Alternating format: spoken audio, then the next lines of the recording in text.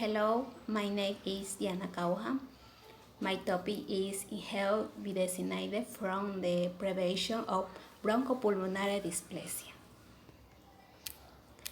Definition: directly administration of inhaled corticosteroid may allow for beneficial effect on the pulmonary system of infants, which avoid or establish bronchopulmonary dysplasia (BPD), which a lower risk of intraoral side effect compared to systemic corticosteroids.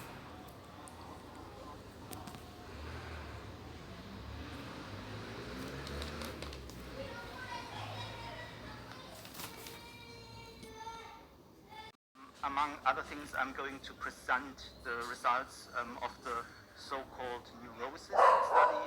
Neurosis is an acronym. It stands for the Neonatal European Study of Inhaled Steroids.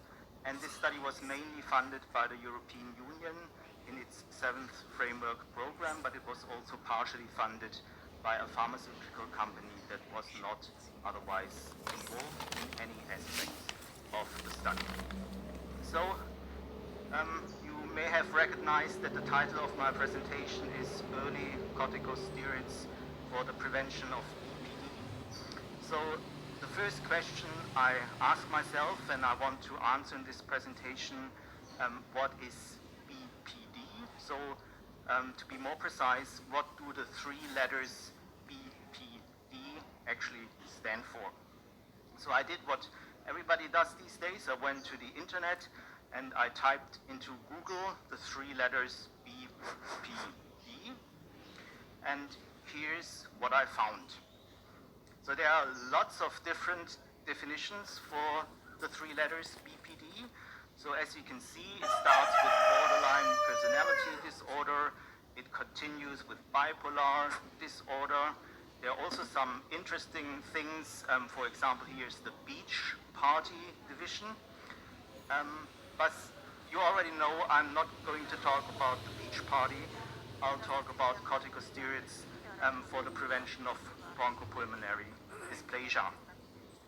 So now at least you know what the three letters stand for, but still don't know what bronchopulmonary dysplasia is. And that's a much more complicated question to answer. We could discuss for hours, days, weeks. Some international committees right at the moment even take years. Application in nursing.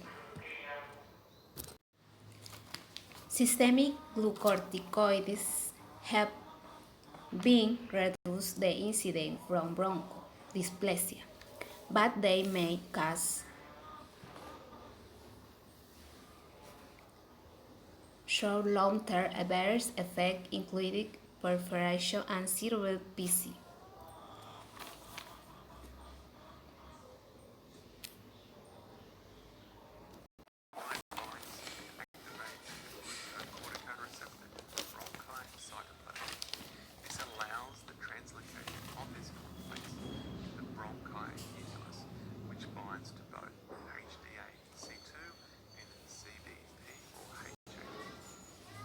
Receptor complex prevents the production of inflammatory genes that may be responsible for bronchitis. Also, budesonide and the glucocorticoid receptor activates HDA-C2, increasing gene repression, which results in production of the formation of cytokines such as interleukins and tumor necrosis factor. It also stops the activation of the sonophil spike, increasing apoptosis, and finally suppressing the activation of inflammatory cells such as T lymphocytes, mast cells, macrophages, and dendritic cells. As an overview, the inhibition. Pros and cons. The application in nursing.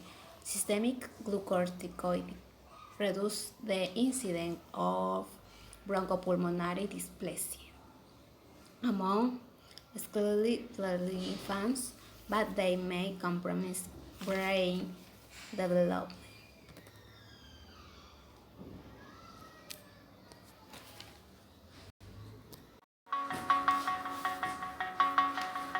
Inflammation has always been associated with BPD. I really believe it's because of the inflammatory process that occurs when you feed a baby cow's milk products. It's a foreign protein. It used to be our only choice. We have to fortify these babies, and all we had was cow's milk. Now we have human milk. Human milk for human babies. Galactic Bioscience makes fortifiers out of human milk, and human milk allows us to feed babies early and quickly and not cause the inflammatory response that foreign proteins like cow milk products cause. And so if we can give them human milk, we can fortify early, we can feed early, and we are seeing decreases in BPD.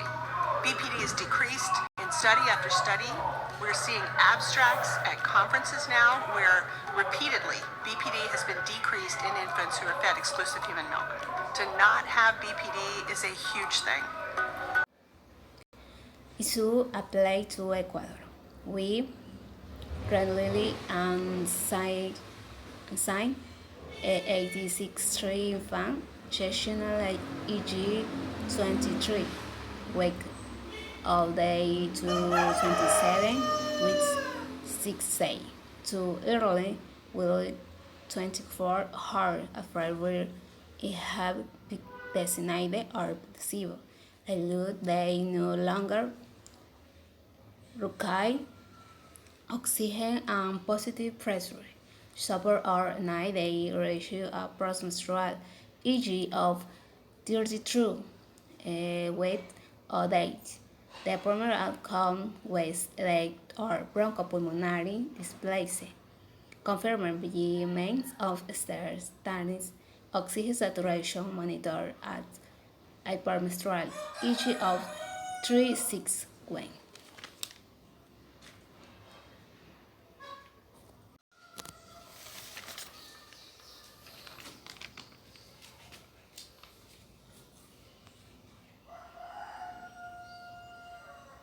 Dysplasia is also known as chronic lung disease of prematurity, or CLD. It is defined as a prolonged oxygen-needed prematurity.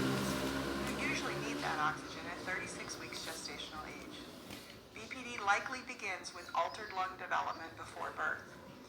It is associated with infants who are small for gestational age, who may have a genetic susceptibility to developing abnormal lungs, and in babies whose mothers smoke. BPD can be started with the need for a lot of resuscitation at birth. Babies who are depressed at birth, who are severely ill, and who need a lot of intervention just to make it to the NICU are at highest risk for BPD. There are other risk factors that are associated with development of BPD after birth. The biggest one is degree of prematurity. The younger the baby, the higher the risk for development of BPD.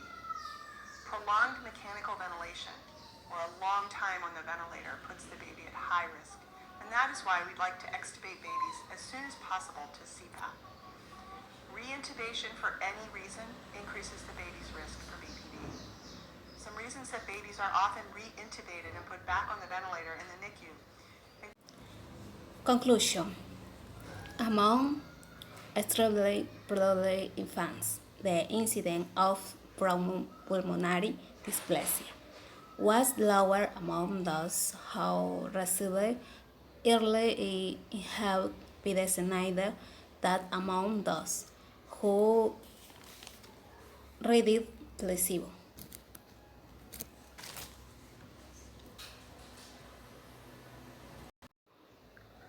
Now here we'll talk about the old versus new bronchopulmonary dysplasia. In the old bronchopulmonary dysplasia, we were talking about babies late preterm who present at around the saccular stage or even after the saccular stage when most of the lung tissue has been formed, and then we introduce the mechanical ventilation to these babies. The effect here is disturbance to the normal growth, and the result will be airway injury, inflammation, and parenchymal fibrosis due to mechanical ventilation and oxygen toxicity, as you can see from the histopathology picture here. If we compare it to the new BPD, we are talking about arrest of development of the lung, arrest of development. So usually at the canalicular stage, those babies do not have well-formed or enough number of alveoli formed. And the problem here is that no further